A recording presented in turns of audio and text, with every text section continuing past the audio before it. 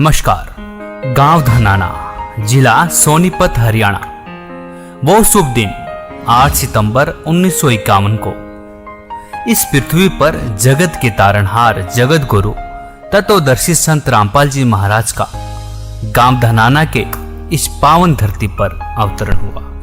दोस्तों, हम इस गांव धनाना की पावन धरती को पवित्र इसलिए कह रहे हैं कि गरीबदास जी महाराज जी ने अपनी अमृतमय वाणी में कहा है कि धन नगरी, धन भूमि, धन धन करणी, धन देश, धन करणी, धन कुल, धन जहाँ साधु परवेश। इस दास ने 17 फरवरी 1988 में परमात्मा की शरण मिली थी और उस दिन के बाद 6 वर्ष 1994 तक दास ने जेई की पद पर सर्विस की। काम करते, अपनी ड्यूटी करते करते भी हम भक्ति करते हैं। हमारा रूल यही है, काम भी करो, भगवान ना भूलो, बुराई छोड़ दो। लेकिन 1994 में परमात्मा ने आदेश दे दिए गुरु महाराज ने कि तू इस काम ने संभाल। अब गुरु की आज्ञा का अवहेलन करना भगत का काम नहीं होता। जो गुरु वचन पर डट गए कट गए फंद 84 के। भाई, जो गुरु वचन पर डट गए कट गए फंद 84 के। और उन्होंने अचानक मुझे बुलाकर पास बैठा लिया, कहने लगे आज से तू नाम दिया करेगा। और जितने भी वर्तमान संगत थी सबको कह दिया और सबको बता देना कि जो इसको गुरु नहीं मानेगा वो मेरा कुछ नहीं होगा। मेरे पसीने आ गए कि मैं तो 2 कौड़ी का जीव, एक मजदूर आदमी, और परमात्मा ये इतना बड़ी जो है ना, इतना बड़ा जिम्मेवारी का काम। और उनके पुराने पुराने भक्त निरे थे, लाल कपड़े पहन कर बाबा जी भी बन रहे थे, उनके साथ रहा करते। उनको सबको निकाल दिया था उनकी त्रुटियां देख देख कर। हमने नहीं पता था कि हो रहा है, क्या इनका मालिक का उद्देश्य है। जब वो 104-5 साल की उम्र थी उस महापुरुष की, हमारे पूज्य गुरुदेव की, और कहा मैं तेरे साथ रहूंगा। और तीसरा शब्द एक दिन कहा था कि रामपाल तेरे सब बराबर इस संसार में संत नहीं होगा, पूरे विश्व में तेरे बराबर संत नहीं होगा। अब इस दास का और संत का के मेल था। हम तो भगत थे, दास थे, भगवान की भक्ति करते थे, अपनी नौकरी भी करते थे, बच्चे भी पालते थे। अब कहते हैं साध वचन पलटे नहीं, चाहे पलट जावा ब्रह्मांड, उनका वचन नहीं पलट सकता। उन्हें जो कह दिया सो कह दिया।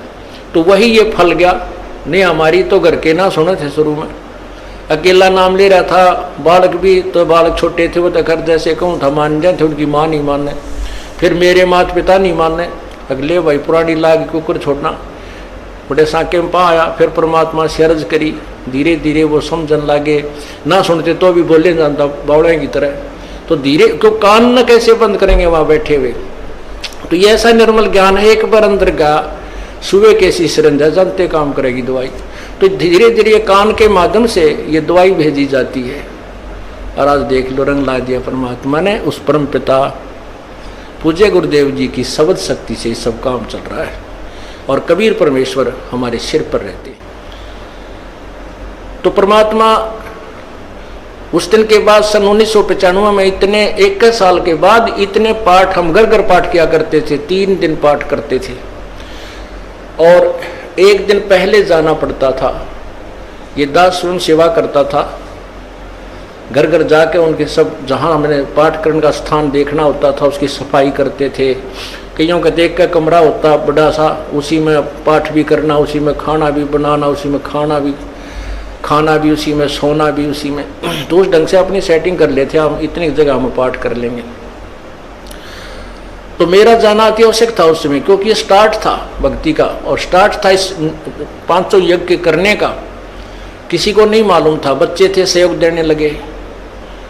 और धीरे धीरे फिर वो क्या हुआ कि इतने पाठ हो गए कि मुझे नौकरी, पहले तो क्या करता था, शुक्रवार को पाठ प्रारंभ किया, शुक्र शनि ड्यूटी करके सामने चले जाते, बृहस्पतिवार को, शुक्रवार को रात में तैयारी करते, शुक्रवार को शनिवार को अब पाठ प्रारंभ करके अपनी नौकरी पर चला जाता, फिर शाम ना आ लेता।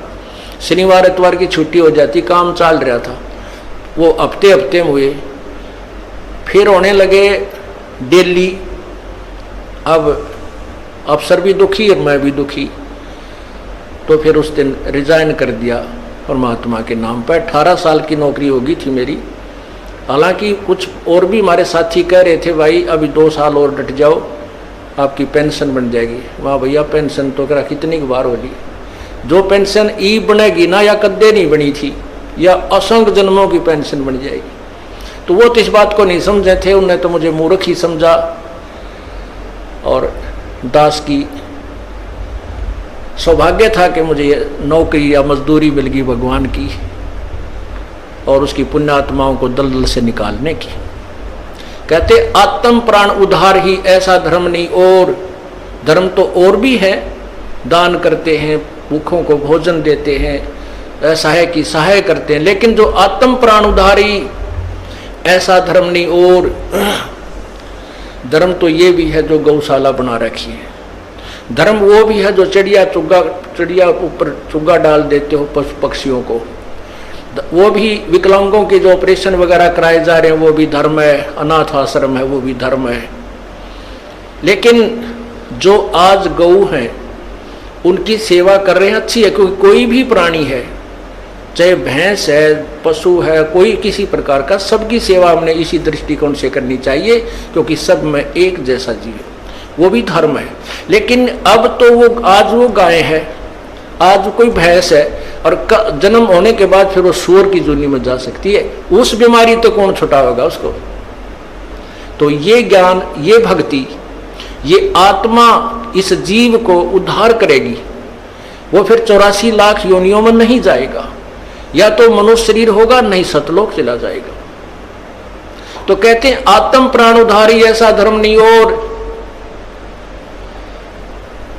तो इस दास को ये आत्म प्राण यानी जीव आत्मा के उद्धार की मजदूरी मिल गई और सहर्ष शुक्र मनाता हूं प्रभु, आपने कैसे दया करी 2 कौड़ी के जीव पर। और ऐसे निर्मल भगवान की महिमा, ओए होए होए, जिसके नाम लेते हैं रूंग रूंग खड़े हो जाते हैं। उसके बाद परमात्मा की ऐसी महिमा हुई, अब मुझे इतनी खुशी होती है। कैसा निर्मल समाज तैयार हो रहा है।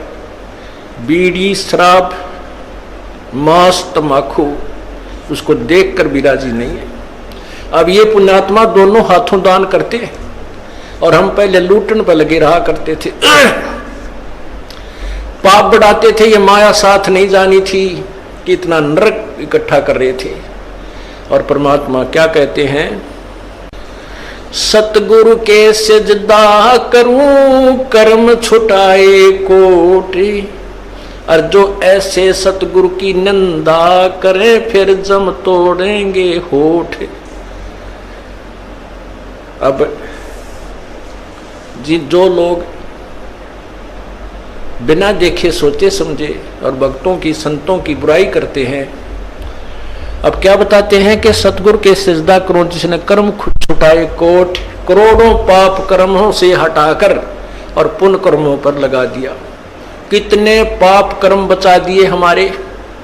और जैसे ऐसे सतगुरु की जो निंदा करते हैं, कहते हैं उनके जम तोड़ेंगे होठ, यम के दूत उनके इसे लठ मारेंगे, चाहे कितने लागो, मुंह पे, होठा पे। होठ इसलिए कहा कि इस पर ज्यादा दर्द होया करे, सोई भी बुढ़ी आया करे। तो कहते हैं वो जम तोड़ेंगे होठ जो बकवाद किया करते थे, संतों की निंदा करते थे। नित्यानंद जी महाराज ने यहां तक कहा है, भाई तू ना मानता ना, ठीक है, अपना और काम कर ले और कुछ कह सुन ले, पर संत की निंदा मत करिए, ये तेरे लिए बहुत जबरदस्त पाप बन जाएगा। लेकिन जो इस मार्ग से परिचित नहीं, वो नादान बच्चे आग में हाथ दे देते, बिजली के तार को छू लेते, और ज्ञान होता सत्संग से, और सत्संग में ये काल नहीं आने देता। तो उस दिन के बाद परमात्मा की ऐसी रजा हुई कि बाग लाग गया भगवान का। और यही प्रार्थना करता रहा, परमात्मा तेरे बच्चे तुझे समझे पहचाने, दास को ये नौकरी दी है, इसमें सफल भी आप ही करोगे। इन लोगों ने तो आपको भी नहीं बख्शा था, जब जिस समय आप यहाँ आए थे काशी में 120 वर्ष रह कर गए, सारा जीवन आपके पीछे पड़े रहे, उन दुष्ट आत्मा स्वार्थियों ने अपने स्वार्थ के लिए जनता को सत्य ज्ञान नहीं समझने दिया और परमात्मा को बहुत यातनाएं दी गई। अब उनकी जो यातनाओं उनके साथ जो हुए संघर्ष को देखकर इस दास का दिल डटा हुआ है कि हमारे साथ तो अभी कुछ भी ना हुआ है। जो उस परमात्मा के साथ कितना तेल के कढ़ाई में डाल दिए, कितना काट काट के घेर दिए, कितना कुएं में डाल के ऊपर तो डले ठोक दिए, फिर भी डोके न पाए। वो तो समर्थ थे और जनता कुछ नहीं बिगाड़ सकी और ना ही उनको समझ सकी। समझना चाहिए था, कुछ लोग समझे भी थे, लेकिन बाद में फिर वो ठीक ढंग से ना लगे तो भगवान ने उनको स्वयं ही रिजेक्ट कर दिया था। परमात्मा क्या बताया करते थे, कैसा एथेंटिक उदाहरण दिया करते थे। अपने आत्माओं क्या बताते हैं, भाई सिर साटे की भक्ति है और कछु नहीं बात, सिर के साटे पाई यो अवगत अलख अनाथ। अब शीश कैसे देना है, शीश ये नहीं भाई काट के सिर चढ़ा दे भगवान के चरणों में, ऐसे नहीं। जैसे आपको परसों के सत्संग में सुना था कि गुरुदेव को समर्पण कर दिया जाए। समर्पण का अर्थ यह है कि जो आज्ञा दें वही की जाए, चाहे वो बुरा लग रहा है चाहे अच्छा लग रहा है, उसमें हमारा हित है, अति हित होता है। और संत क्या कहते हैं, भाई बीड़ी शराब मांस तम्बाकू ये मत पीना। संत कहते हैं चोरी जारी नहीं करना, डाके ना डालना, किसी की जेब ना काटना, ये महापाप है तेरे लिए। अपना करके खाना बेटा, भगवान भजना, इससे तेरा कल्याण होगा। और हम यही वचन नहीं मानेंगे तो फिर यहाँ स्कूल में आने की आवश्यकता क्या है, इस विद्यालय में सत्संग में आने की आवश्यकता क्या है।